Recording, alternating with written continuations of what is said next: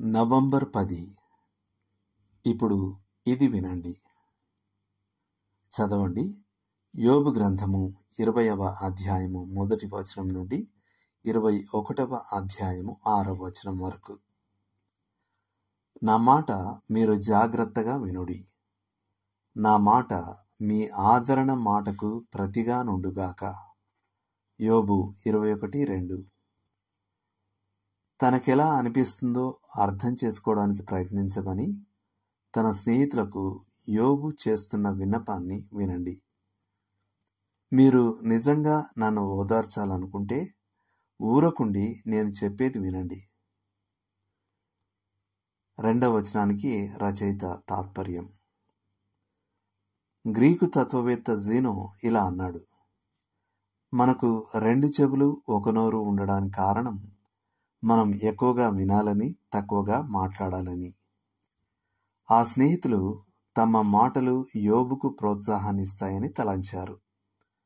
కానీ వారు మౌనంగా ఉండడం తనకు మరెక్కువ ప్రోత్సాహాన్ని ఇస్తుందని అతడన్నాడు.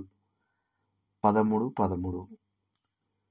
యోబు తన ఫిర్యాదు మనుషులపై కాదు గాని దేవునిపై అని చెప్పాడు. మనుషులు తన బాధలను కలగజేయలేదు, అలాగే మనుషులు వాటిని తొలగించలేరు. తాను అసహనంగా ఉంటే అందుకు కారణం దేవుడు తనకు జవాబు ఇవ్వకపోవడమే. 21వ అధ్యాయం 3-4 వచనాలు. దేవుడెంత ఎక్కువ కాలం ఆగితే యోబు పరిస్థితి అంత ఘోరంగా మారింది. నన్ను తేరి చూచి ఆశ్చర్యపడుడి, నోటి మీద చేయి వేసుకొనుడి. 5వ వచనం.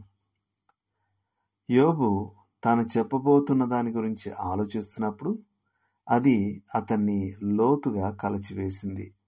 6వ వచనం. ఇదేదో అప్పటికప్పుడు చేసిన ప్రసంగం కాదు, ఎందుకంటే అది జీవన్ మరణాలకు సంబంధించిన ప్రాథమిక విషయాల గురించినది. ఒకవేళ యోబు స్నేహితులు అతని పరిస్థితిలో ఉండి ఉంటే వారు ఆ సంగతులను వేరే విధంగా చూసి ఉండేవారు మరియు వేరేగా మాట్లాడి ఉండేవారు. లోతుగా ఆలోచించాల్సిన విషయం.